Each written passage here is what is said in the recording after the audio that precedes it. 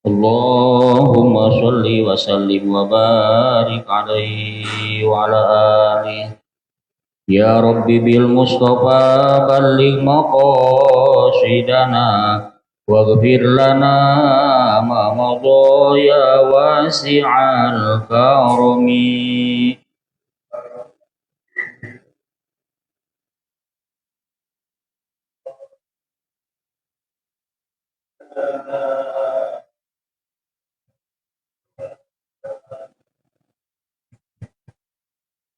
Muhammadun sayyidul kaunaini wa saqalaini wal fariqaini min urbi wa min ajami.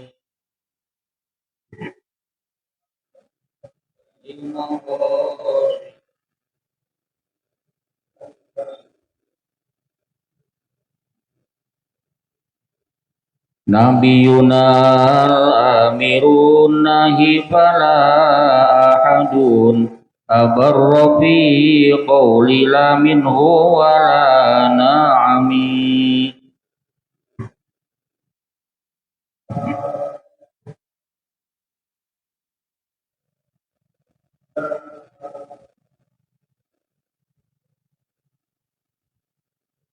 Huwal habibul ladzi turja syafa'atuhu likulli haulim minal ahwali muqtahami.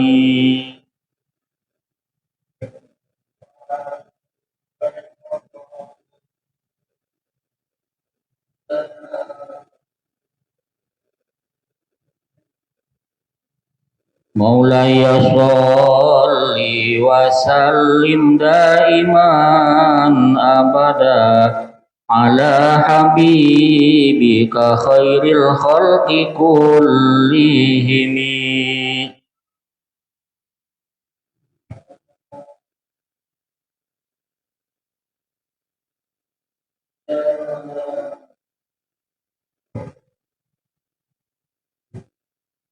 Allahumma sholli wa sallim wa barik alaihi wa ala alihi. Assalamualaikum warahmatullahi wabarakatuh. A'udzu billahi minasyaitonir rajim. Bismillahirrahmanirrahim. Alhamdulillahirabbil alamin wa bihi nasta'inu ala umuri dunya waddin. Wassalatu wassalamu ala asyrafil anbiya'i wal mursalin sayyidina wa maulana Muhammadi wa ala alihi wa ashabihi ajma'in, amma ba'du. Hadirin jamaah Masjid Nurul Iman rahimakumullah.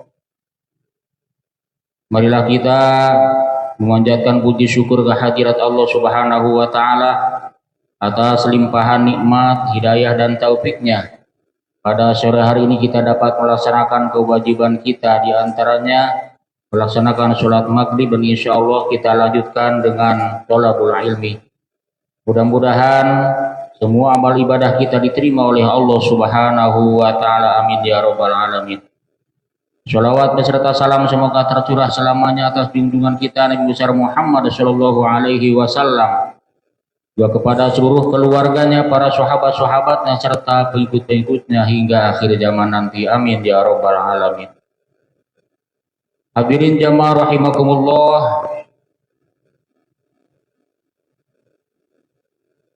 Kita insya Allah pada pertemuan kali ini kita akan mengkaji kitab Sulamut Taufiq. Artinya sulam itu tangga, tempat naik atau alat untuk naik. At-taufiq yaitu pertolongan Allah Subhanahu wa taala. Menuju pertolongan Allah Subhanahu wa taala, agar kita mendapatkan pertolongan Allah Subhanahu wa taala, maka perlu alat, yaitu berupa peribadahan-peribadahan kepada Allah Subhanahu wa taala. Yang insya Allah di dalam kitab ini memuat bahasan pertama ada kaitannya dengan ilmu tauhid, kemudian fikih, dan terakhir tasawuf. Namun sebelum kita mulai, marilah kita tawasul terlebih dahulu. Kita berharap, kita mohon kepada Allah Subhanahu wa taala agar senantiasa dengan barokah majelis ini, barokah muallif musannif penulis kitab Sulamut Taufik, kita semua senantiasa mendapatkan perlindungan dari Allah Subhanahu wa taala, diberikan ilmu yang bermanfaat, ilmu yang maslahat, yang bisa kita amalkan dan kita bisa ambil manfaatnya, dan kita mudah-mudahan oleh Allah Subhanahu wa taala diberikan kekuatan sehingga bisa melaksanakan perintah-perintahnya, menjauhi larangan-larangannya, sehingga kita mendapatkan predikat menjadi hamba-hamba yang muttaqin, hamba-hamba yang bertakwa kepada Allah Subhanahu wa taala. Dan mudah-mudahan kita selalu diberikan keberkahan, berkah umur kita, berkah rezeki kita, berkah segalanya, berkah selamanya. Amin ya rabbal alamin. Ala hadhihi niyyah wa ala kulli yatin sholihah wa ila hadratin nabi. Al-Fatihah. A'udzu billahi minasy syaithanir rajim. Bismillahirrahmanirrahim. Alhamdulillahi rabbil alamin. Ar-Rahmanir Rahim. Maliki yaumiddin. Iyyaka na'budu wa iyyaka nasta'in. Ihdinas siratal mustaqim. Siratal ladzina an'amta 'alaihim ghairil maghdubi 'alaihim waladdallin. Amin. Ila hadratin Nabil Mustafa Muhammadin sallallahu alaihi wasallam wa ala alihi wa ashabihi wa azwajihi wa dzurriyyatihi wa ahli baitihi al-kiram. Wa ila hadrati jamil anbiya wal mursalin alaihim wassalatu wassalam. Wal ulama'il 'amilina bi ilmihim wasyuhada'i wasyolihin walal malaikatil muqarrabin wal karubin wal khulafa'ir rasyidin wasyufiyatil muhaqqiqin wal qurra'il mukhlisin wal mufassirin wal fuqaha'i wal muhaddisin wa ala kulli waliyyin wa waliyati minal masyriqi ilal maghrib. Wa ila hadratil ghaib an-nuqaba wa nujaba wal abdali wal awtad, khususan ila hadrati qutbur rabbani wal arifis samadani sayyidi Syekh Abdul Qadir Al-Jailani qaddasul sirrahul aziz. Wa ila hadrati muallif hadzal kitab Asy-Syaikh Sayyid Abdullah bin Husain bin Thahir bin Ali bin Hashim Alawi. Wa ila hadrati Syekh Muhammad Nawawi bin Umar Al-Jawi Al-Bantani wa usulihim wa furu'ihim. Al-Fatihah. A'udzu billahi minasy syaithanir rajim. Bismillahirrahmanirrahim. Alhamdulillahi rabbil alamin. Ar-Rahmanir Rahim. Maliki yaumiddin. Iyyaka na'budu wa iyyaka nasta'in. Ihdinas siratal mustaqim. Siratal ladzina an'amta 'alaihim ghairil maghdubi 'alaihim waladdallin. Amin. Tsumma ila arwahi masyayikhina wa usajina wa ila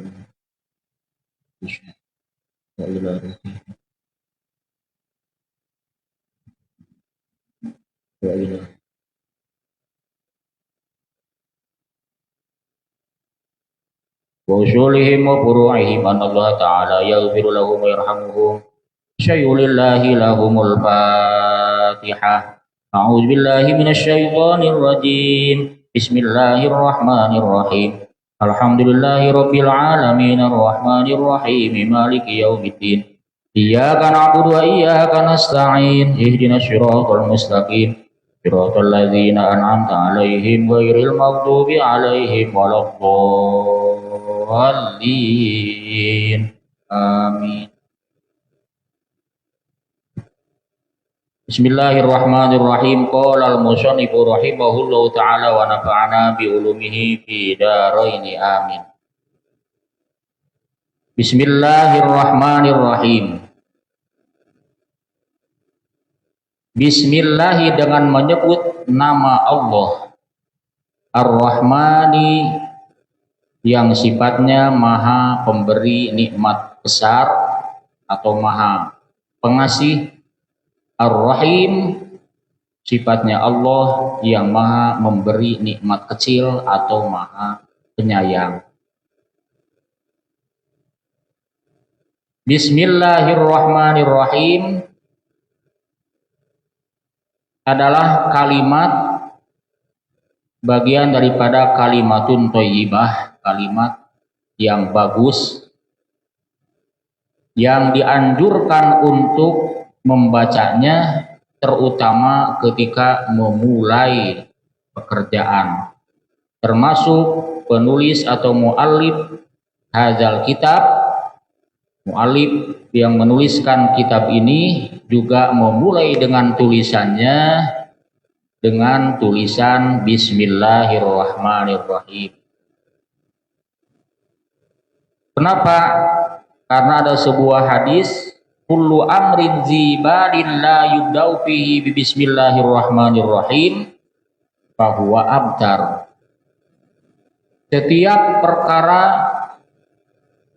yang dianggap bagus tetapi tidak diawali dengan membacakan bismillahirrahmanirrahim, maka perkara tersebut itu putus berkahnya. Berkahnya putus, gak ada berkahnya. Jadi kalau ingin dapat berkah, awalilah semua aktivitas kita yang baik-baik dengan ucapan Bismillahirrahmanirrahim. Ada lagi hadis lain yang berbunyi, man aroda ayyahya sa'idan au yamuta syahidan falyaqul inda bidai kulli syai'in bismillahirrahmanirrahim. Barang siapa yang menginginkan hidup di dunianya ini bahagia,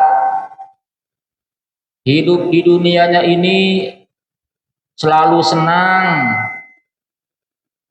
hidup di dunianya ini bahkan sejahtera, au yamuta syahidan, dan menginginkan kematiannya dalam keadaan syahid, fal yaqul inda bidai kulli syai'in bismillahirrahmanirrahim. Baca ketika memulai apa saja kalimat bismillahirrahmanirrahim. Itu kan dambaan kita semua. Kita menginginkan di dunia hasanah wa fil akhirati hasanah. Inginnya kita itu di dunia ya alhamdulillah bahagia keinginannya. Dan alhamdulillah kita rasakan kita digolongkan kepada orang yang berbahagia. Gimanakah bahagia? Diciptakan oleh Allah dengan sempurna, lengkap. Kita diberi mata bisa melihat, diberi telinga dengan pendengarannya. Pantesan dalam surat Ar-Rahman selalu berturut-turut ada ayat yang diikuti dengan kalimat tabi ayyi ala rabbikuma tukadziban. Nikmat aku yang mana lagi yang kau dustakan. Kita ini hidup diciptakan oleh Allah di dunia ini dengan sempurna. Mestinya kita bersyukur, itu nikmat dari Allah Subhanahu wa taala, diberi akal, diberi pikiran. Kan?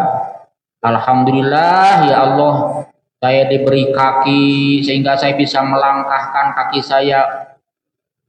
Bahkan bukan melangkahkan ke masjid saja, kita bisa melangkah ke mana saja yang kita mau karena diberi kaki dan kekuatannya. Alhamdulillah ya Allah, diberi tangan sehingga saya bisa mengambil, bisa memegang, bisa memberi. Dengan adanya nikmat diberi tangan, diberi mata, kita bersyukur kepada Allah. Di luar sana banyak orang yang diciptakan oleh Allah tidak sempurna. Tangan ada tapi tangannya gak bisa digerakin. Awalnya mungkin kecelakaan atau memang dari ketika lahirnya. Ada orang diberi kaki tapi kakinya gak bisa ditekuk, padahal lutut mah ada. Atau ditekuk bisa tapi dibawa lurus juga. Dibawa lurus, gak bisa ditekuk dikit, lurus terus. Diberikan ada kekurangan-kekurangan. Kita diberikan yang sempurna seperti ini harus bersyukur. Itu gambarannya fid dunya hasanah. Ada lagi mentafsirkan Syekh Nawawi dalam kitab Syarah Safinatun Najah, makna fid dunya hasanah itu adalah kita bisa ngaji dan bisa ibadah. gambaran hidupnya yang bahagia, hidupnya yang bagus, yang fid dunya hasanah. Di dunia ini orang bahagia karena bisa menuntut ilmu, bisa mengaji, dan bisa ibadah.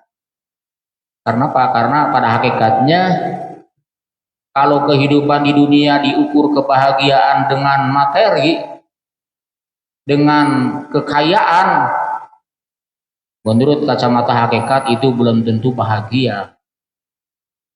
Tetapi kalau orang itu selain materinya ada, apalagi kalau cukup, apalagi kalau melimpah, ditambah dia punya ilmu, karena mau menuntut ilmu, mengaji namanya, ditambah dia mau ibadah, berarti dia sudah lengkap. Di dunia hasanah, di dunianya itu betul-betul berbahagia. Karena buat apa kalau harta banyak gak bisa ibadah? Buat apa ibadah rajin ilmunya kosong? Karena ibadah itu perlu ilmu. Gak bisa ibadah ilmunya gak ada. Nanti bakal mardudatun la tuqbalu, bakal ditolak, gak diterima oleh Allah. Tapi kalau pakai ilmu, dalam kitab Tanbihul Muqtarin, amaliyah yang sedikit kalau diterima oleh Allah itu lebih bagus daripada amal yang banyak. Dan hitungannya amal banyak kalau gak diterima oleh Allah, ditolak oleh Allah, itu hitungannya sedikit. Hitungannya sedikit walaupun banyak kalau gak diterima. Tapi kalau diterima walaupun sedikit, hitungannya dapat banyak. Dan kita tidak tahu dirahasiakan oleh Allah ibadah yang mana yang Allah terima dari kita. Kita gak tahu. Jangan-jangan yang diterima oleh Allah yang menurut kita sepele. Ya kan? Yang menurut kita gak seberapa, menyingkirkan duri di jalanan, membersihkan, merapikan saluran air, jangan-jangan itu yang diterima malah. Kita sholat udah benar-benar, pokoknya berangkat dari rumah, sunatnya pokoknya pakai parfum, kemudian sunnahnya pakai baju putih, afdolnya berjamaah. Udah kita usahain, ternyata di dalam hati tersirat umpamanya ada keinginan supaya dimudahkan rezeki, rajin ibadah. Udah dibagus-bagus, hatinya kurang bagus, malah jangan-jangan itu gak diterima oleh Allah. Malah membersihkan saluran air atau menyingkirkan duri atau merapikan jalanan yang diinjak oleh orang banyak. Yang kita gak begitu gak begitu dipikirkan apa-apanya, pokoknya kita mah kerja, dirapikan, selesai. Ikhlas benar-benar itu. Jangan-jangan itu yang diterima oleh Allah. Amal yang diterima, walaupun sedikit, hitungannya dapat banyak. Daripada amal banyak, kalau gak diterima, hitungannya tetap sedikit. Yang namanya fid dunya hasanah, yang dambaan kita di dunia bahagia, yang sering kita bacakan doanya, Rabbana atina fid dunya hasanah, di dunia dapat kebahagiaan, yaitu punya ilmu dan bisa ibadah, kata Syekh Nawawi dalam tafsir tentang Rabbana atina fid dunya hasanah. Jadi artinya fid dunya hasanah, mohon sama Allah supaya kita diberi diberi ilmu dan bisa amal, bisa ibadah kepada Allah. Nah, kalau di akhirat yang disebut wabil akhirati hasanah itu dapat surga. Itu ya di akhirat. Waqina azabannar, dan selamat dari neraka. Itu disebut hasanah bil akhirah. Berbahagia di akhirat ketika manusia atau hamba-hamba Allah bisa masuk surga, selamat dari neraka. Ukuran akhirat. Dan itu tidak bisa dianggap mudah. Untuk menggapai fil akhirati hasanah itu luar biasa. Jangankan kita membayangkan masuk surga, padahal prosesnya di dalam syarah kitab ini, di antara yang wajib kita imani, dalam yang wajib kita percayai, hal-hal yang gaib, di antaranya adanya akhirat. Di akhirat itu ada proses. Kita bertahun-tahun bahkan ribuan tahun Setelah bangun, setelah kiamat dibangunkan dari alam kubur, kita bakal kumpul di padang mahsyar ribuan tahun, bukan sebentar. Kumpul di padang mahsyar, belum ada panggilan, belum ada ketentuan apa-apa. Disuruh kumpul saja di lapangan yang luas. Gak bisa kita tahu di mana ujungnya, disebut padang mahsyar. Kita gak ada jamuan, makanan, minuman di situ, gak ada. Restoran yang buka juga gak ada. Kalaupun ada juga uangnya gak ada di sana. Yaumala yang malu wala banun, tidak berguna lagi harta anak di sana, gak ada uang. Ribuan tahun dicuekin, gak ada ketentuan apa-apa dari Allah. Makanya ketika di padang mahsyar untuk proses berikutnya, manusia itu berbondong-bondong datang ke Nabi Adam, minta tolong, minta bantuan, datang kepada Nabi Musa, datang kepada Nabi Ibrahim, datang kepada nabi-nabi. Semuanya angkat tangan. Jangankan memikirkan kalian, kata mereka, saya juga bingung mikirin diri sendiri, nasib saya. Kata Nabi Adam, jangankan mikirkan kalian, saya juga ini pernah melakukan satu pelanggaran sehingga diusir dari sorga. Saya sibuk memikir nasib sendiri. Manusia ketika itu pada bingung, akhirnya ada kesepakatan, coba datang ke Nabi akhir zaman, datang ke Nabi terakhir, yakni menghampiri Nabi Muhammad SAW. Baru Nabi Muhammad sujud, minta tolong kepada Allah, mohon pertolongan dan petunjuk kepada Allah.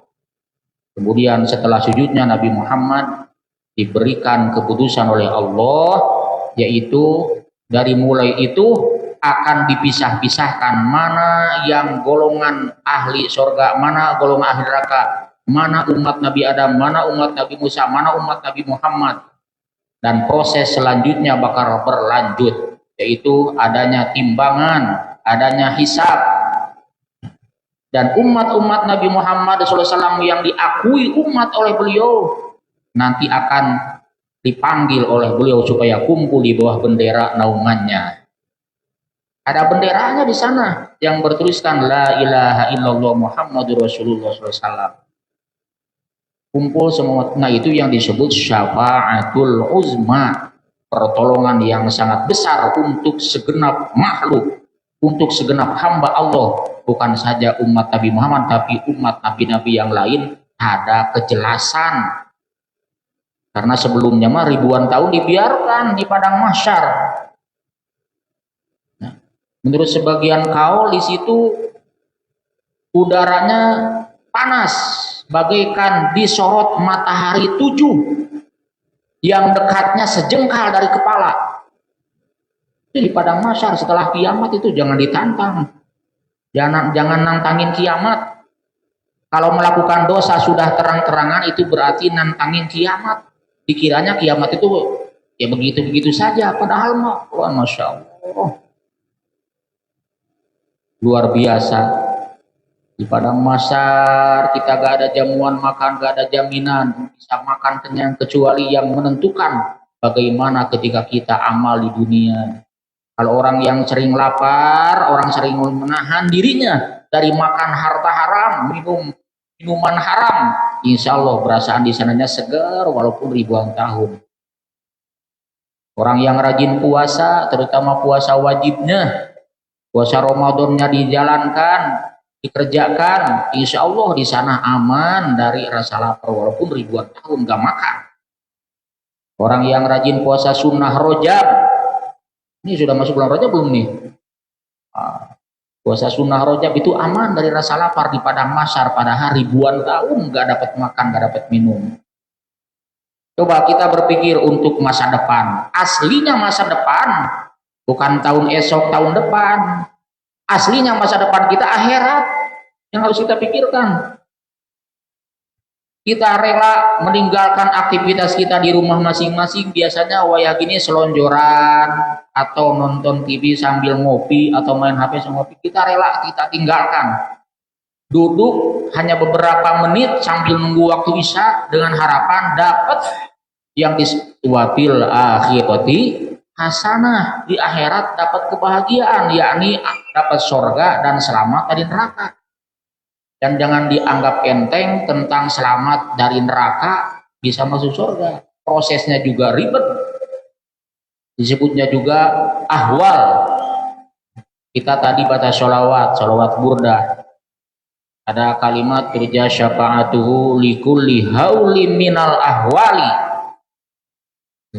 Nabi Muhammad itu kita harapin, kita sangat berharap kepada Nabi Muhammad memberikan syafaat likulli haulin, dari setiap atau di setiap hal-hal yang kita sulit, kita panik, kesulitan-kesulitan di akhirat, min ahwal, dari setiap kesulitan-kesulitan yang ada di akhirat. Butuh pertolongan dari Nabi Muhammad. Nabi Muhammad itu bisa memberikan syafaat kapan saja kepada umat yang dikehendakinya. Ketika kita di padang mahsyar kehausan, kalau kita punya amalan sehingga mengundang syafaat Nabi, datang Nabi Muhammad membawa air telaga Kausar. Apabila sudah diminum itu telaga Kausar, haud Kausar, kita akan segar selamanya, tidak akan merasa haus lagi. Ketika kita ditimbang amal, seandainya amal salahnya lebih banyak daripada amal soleh, itu pun sama. Ketika hampir-hampir kita umpamanya miring ke kiri, terlalu banyak catatan amal jeleknya, datang syafaat Nabi, berat amal baiknya, jadi berat ke kanan, aman itu selamat, tandanya dia bakal masuk surga. Ketika nyebrang di atas jembatan Shiratal Mustaqim, di atas jahanam, itu pun sama. Ketika kita kesulitan, ketika kita cemas, ketika kita umpamanya hampir-hampir celaka, jatuh ke jurang neraka, datang syafaat Nabi, pertolongan Nabi, kita disamper umpamanya dengan malaikat atau kendaraan Nabi, selamat dari jatuh ke jurang neraka, masuk ke surga. Syafaat Nabi ketika kita butuhkan di sana, apabila kita menjadi umat yang sebenar-benarnya umat, mencintai dan mengikuti sunnah beliau, insya Allah dapat syafaat. Prosesnya untuk masuk ke surga itu luar biasa. Sampai di dalam kitab Mukhtasar Tadzkiratul Qurtubi, ketika kita sedang menyeberangi Shiratal Mustaqim yang di atas jahanam itu banyak pengaitnya, gak mulus. Kita berjalan tiba-tiba ada pengait. Kalau kita punya amal untuk menghalau pengait itu, ya kita selamat. Jadi banyak yang begitu sampai ujung jembatan badannya rusak kena pengait, kayak apa, pengait pancingan gitu ya, rusak, robek-robek badannya. Dikiranya aman-aman aja nyebrang di atas jahanam. Begitu dalam kitab. Oleh karena itu kita diajarkan di dalam agama, baik Al-Quran ataupun hadis, sebegitu banyaknya supaya kita takwa kepada Allah, mau menuruti perintahnya dan menjauhi larangannya, supaya kita selamat, supaya kita dapat fid dunya hasanah wa fil akhirati hasanah. Itu diantaranya ya. Nah, di dalam hadis tadi, barang siapa yang menginginkan hidup di dunia bahagia, di akhirat bahagia, matinya dalam keadaan syahid, maka bacalah setiap memulai apa saja, yaitu kalimat Bismillahirrahmanirrahim. Kalimat Bismillahirrahmanirrahim itu ajaib. Kalimatnya simpel, akan tetapi hikmahnya banyak. Nah, Bismillahirrahmanirrahim. Kalau kita di dalam hadis, supaya kita selamat dilindungi oleh Allah Subhanahu wa Ta'ala, harta benda kita juga dilindungi oleh Allah Subhanahu wa Ta'ala, keluarga kita dilindungi oleh Allah Subhanahu wa Ta'ala, maka amalkan, perbanyak baca Bismillahirrahmanirrahim, terutama sebelum tidur baca 21 kali.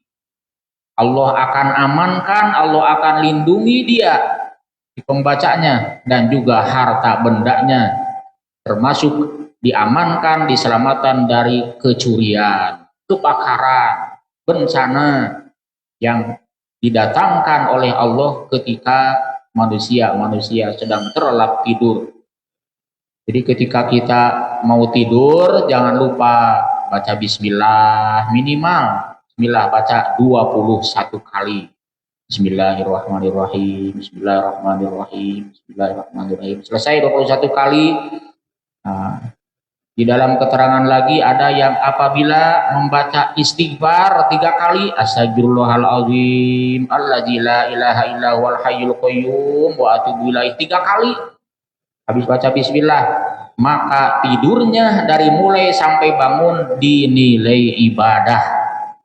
Ketika sebelum tidur baca istighfar 3 kali, maka tidurnya dapat nilai ibadah dari awal sampai dia bangun. Jadi tidurnya jadi ibadah karena tidurnya pakai ilmu. Ilmunya apa?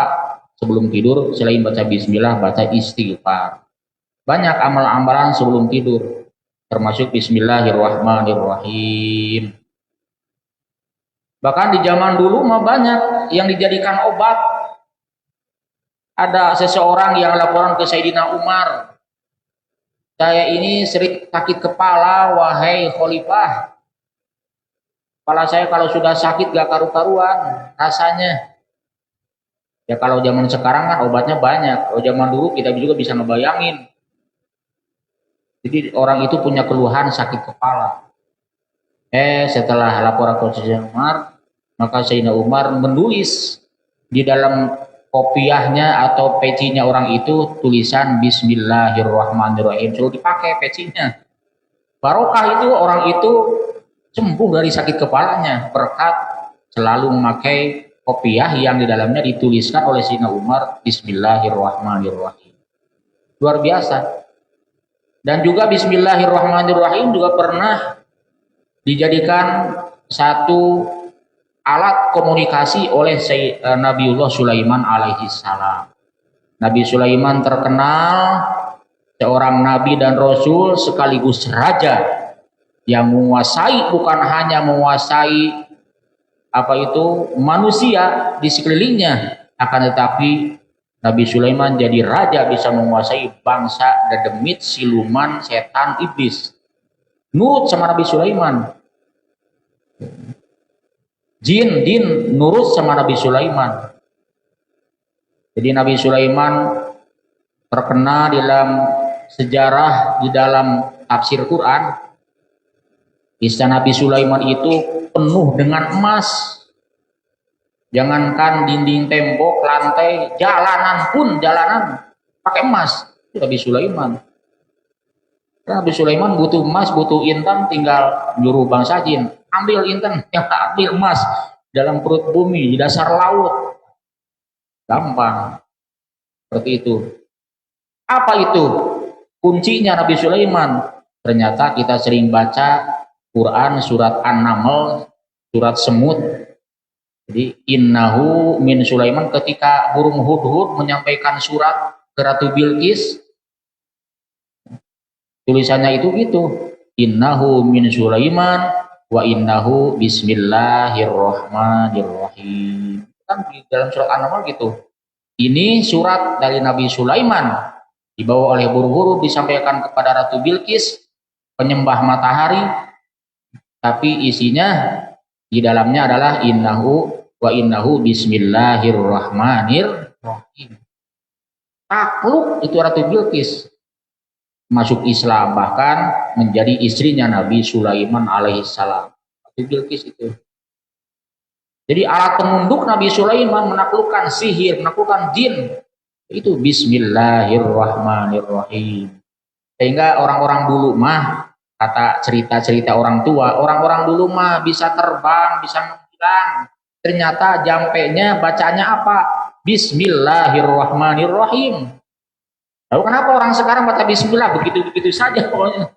Ya karena kelakuannya belum sesuai dengan makna yang tersirat dalam bismillahirrahmanirrahim. Dari setiap lengkungan huruf itu ada maknanya. Jangankan hurufnya, titiknya mengandung makna. Titik ba itu mengandung makna. Bi kana makana wa bi yakunu ma yakunu. Titik ba hanya satu, mengandung makna bahwa dengan sebab Allah atau karena adanya Allah maka semuanya ada. Karena Allah gak menghendaki maka semuanya tidak akan ada. Bikana makana wa biyakunu ma yakunu. Karena dikehendaki oleh Allah yang maha ada maka semuanya yang ada jadi ada.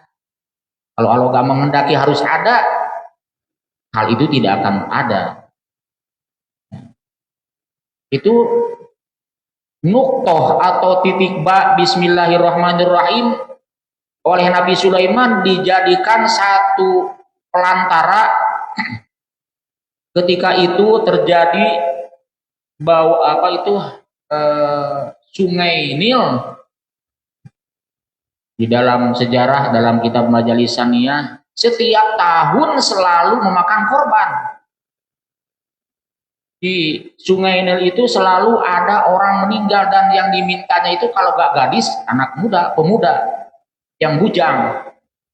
Setiap tahun ada yang laporan kepada Sayyidina Umar ketika Khalifah Sayyidina Umar bin Khattab. Ini selalu bikin resah warga, wahai Khalifah. Ini setiap tahun ini sungai ini selalu minta tumbal. Pokoknya ada aja. Di antaranya gadis atau pemuda yang masih bujang. Terus kata Sayyidina Umar, ya sudah kalau begitu bawa nih surat ini. Ternyata isi suratnya hanya makna daripada titik ba bismillahirrahmanirrahim yang bertuliskan bikana makana wa biyakunu ma yakunu. Yang ada itu karena Allah kehendaki ada, yang gak ada itu karena Allah gak menghendakinya. Artinya kekuasaan tunggal hanya ada pada Allah. Selain Allah itu gak ada punya kekuasaan. Yang punya kekuasaan penuh hanyalah Allah. Kemudian surat itu dibawa oleh petugas Sayyidina Umar, kemudian dilempar ke sungai itu. Sejak itu gak pernah makan tumbal lagi, teman. Itu dari nuktoh, dari titik ba bismillahirrahmanirrahim. Coba kalau kita benar-benar meyakini tentang kehebatan bismillahirrahmanirrahim, luar biasa. Bismillahirrahmanirrahim itu luar biasa sekali. Cuman memang ada kaifiah. Kalau di dalam kitab Syamsul Ma'arif, ilmu hikmah, dari per hurufnya itu kan mengandung simbol per huruf. Dari huruf alif, ba, ta, sa, jim, dal, pokoknya huruf hijaiyah yang 28 itu mengandung makna. Dan ada hitungannya.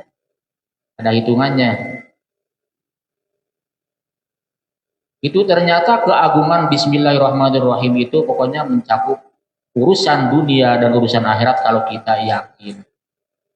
Bismillahirrahmanirrahim. Selain kalau kita mau mengamalkan, membacanya dengan penuh keikhlasan, bakal ada manfaat yang kita rasakan dengan melazimkan baca bismillahirrahmanirrahim. Bahkan termasuk ada sebuah petunjuk kalau kita ingin selalu dijaga, dilindungi oleh Allah Subhanahu wa taala, baik diri kita, harta kita, keluarga kita, ditulis bismillahirrahmanirrahim sebanyak hitungan huruf tulisan bismillahirrahmanirrahim. Dihitung aja dari mulai ba, sin, mim, alif, lam, ha, alif, lam, ro, ha, mim, nun, alif, lam, ro, ha, ya, mim. Ada berapa huruf? Maka tulislah bismillah sebanyak huruf bismillahirrahmanirrahim. Kemudian kita lipat, kita taruh di rumah kita. Kalau petani, taruh di ladang dengan cara dimasukin umpamanya ke paralon atau bambu, kemudian ditutup, kemudian ditaruh dikubur di dalam tanah. Memohon berkah kepada Allah supaya dijaga, dipelihara dari gangguan-gangguan.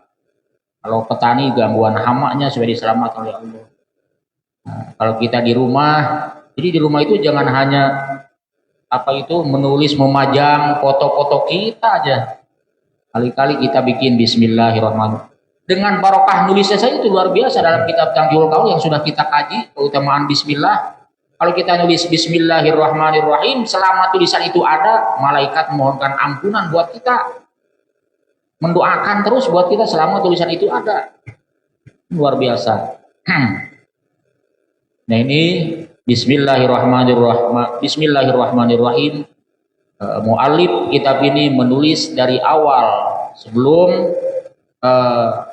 tulisan-tulisan berikutnya diawali dengan kalimat Bismillahirrahmanirrahim. Itu tabarukan, mengharap berkah kepada Allah Subhanahu wa taala agar kitab ini mendatangkan keberkahan bagi pembacanya termasuk kita. Amin ya robbal alamin.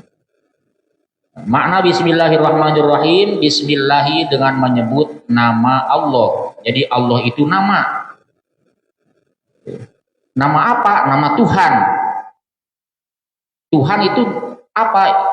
Satu zat yang zatnya berbeda dengan semua zat makhluk yang diberi nama Allah. Dalam kitab Ijadud Darori, dalam kitab Tauhid tingkat dasar dijelaskan zatnya Allah itu tidak tersusun dari susunan-susunan yang ada di makhluknya. Kalau manusia tersusun zatnya ini dari darah, daging, tulang, urat, kulit, bahkan bulu. Ya, zat kita nih. Kalau Allah nggak ada susunan seperti itu.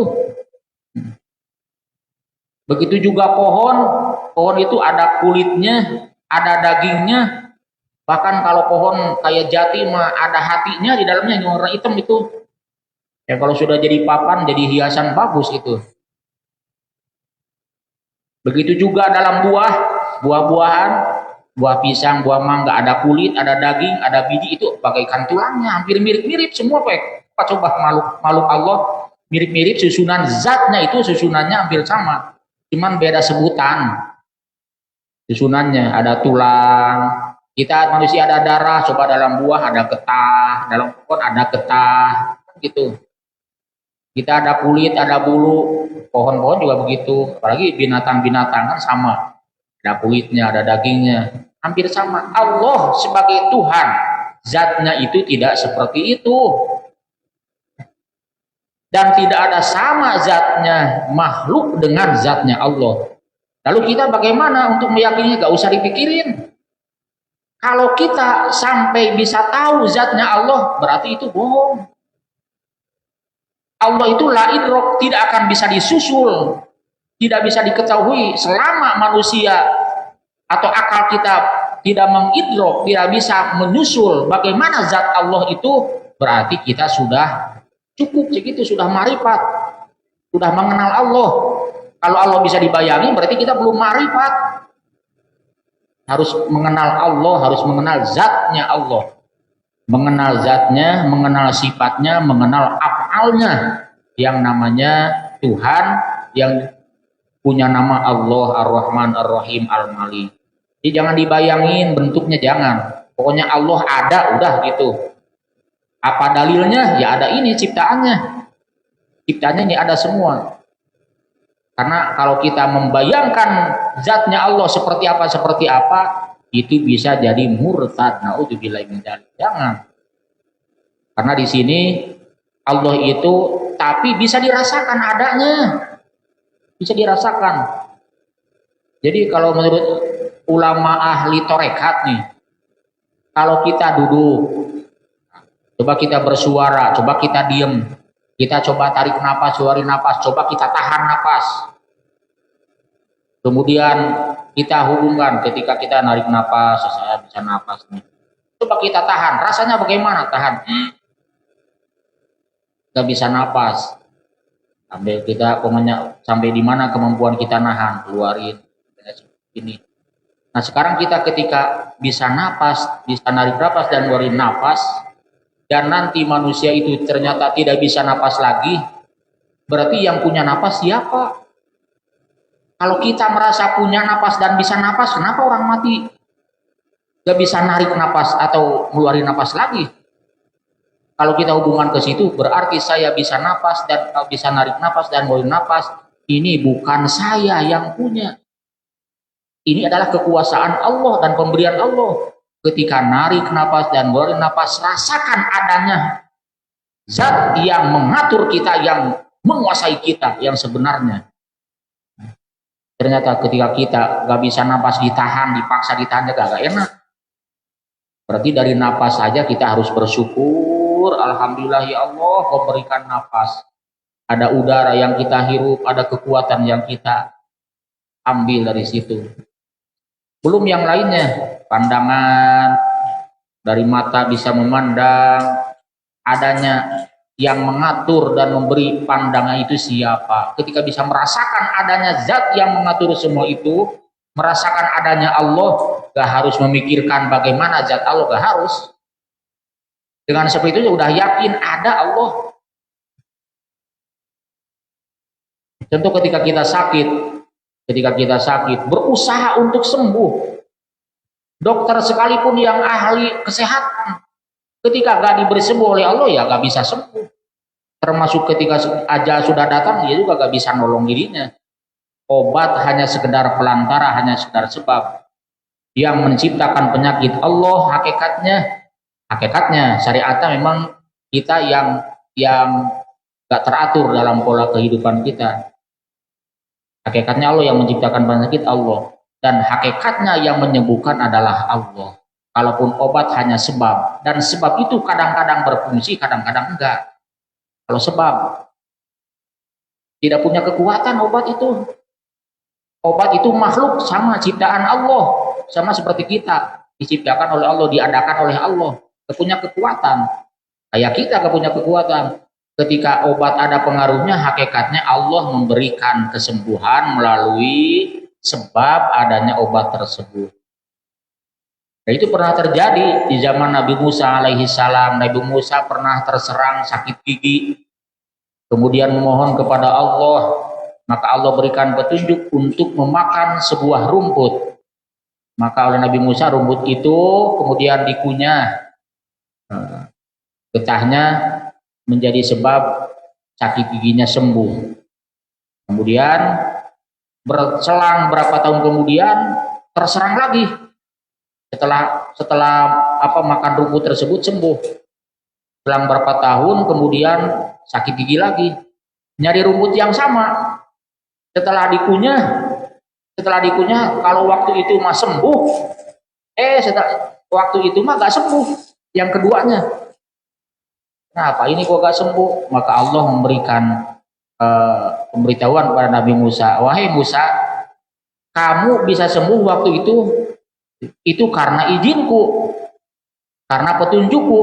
Sekarang kamu memakan rumput itu tanpa ada izinku ya gak bakalan sembuh. Karena yang menyembuhkan bukan rumput tersebut, yang menyembuhkan adalah aku, kata Allah kepada Nabi Musa. Baru Nabi Musa minta maaf, minta ampun kepada Allah. Salah beranggapan. Ya seperti itu.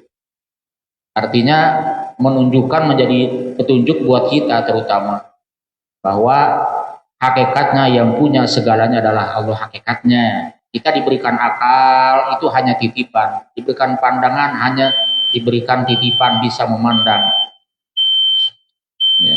Jadi dibalik makna Bismillahirrahmanirrahim, ini pembahasan bismillah kalau dicek dari berbagai kajian ilmu gak bakalan selesai seminggu. Waktu di pondok itu pertama dibahas ilmu nahwunya, ilmu sorobnya, ilmu ma'ani bayannya, karena Ar-Rahman itu perlu digali dengan kajian ilmu bayan. Ar-Rahman maha memberi nikmat besar. Kalau memberi berarti ada pikiran, ada hati, ingin, berarti punya rasa sayang. Kalau Allah mustahil, Allah ada rasa ingin yang keluar dari hati, Allah gak ada hatinya. Ya, menurut ilmu bayan bagaimana maksudnya? Itu gak selesai seminggu. Tapi kita kan diambil simpelnya saja. Ini kita mengkaji kitab ini, tulisan mu'alif Syekh Muhammad Nawawi, yaitu tabarukan mengharap barokah pada Allah Subhanahu wa Ta'ala. Dengan barokah Bismillahirrahmanirrahim, mudah-mudahan kitab ini bermanfaat, amin ya robbal alamin. Dan kita ambil manfaatnya, hikmahnya, kita bacakan bismillah di setiap perbuatan, di setiap mengawali kegiatan-kegiatan kita baca bismillah. Jangan sampai lupa baca bismillahirrahmanirrahim, dan itu insya Allah mendatangkan berkah. Beda dengan sesuatu pekerjaan atau apa saja yang tidak diawali bismillah, Walaupun sehebat apa, tapi gak diawali membaca bismillah, maka akan kurang berkahnya. Tapi kalau diawali bismillah, bakal banyak berkahnya. Amin ya robbal alamin. Itu saja yang dapat saya bacakan. Mudah-mudahan ada manfaatnya. Kalau ada keliru atau salah itu dari kepada saya pribadi, mohon dibukakan pintu maaf yang seluas-luasnya. Ihdinas siratal mustaqim. Wallahu muwaffiq ila aqwamit thoriq. Wassalamualaikum warahmatullahi wabarakatuh.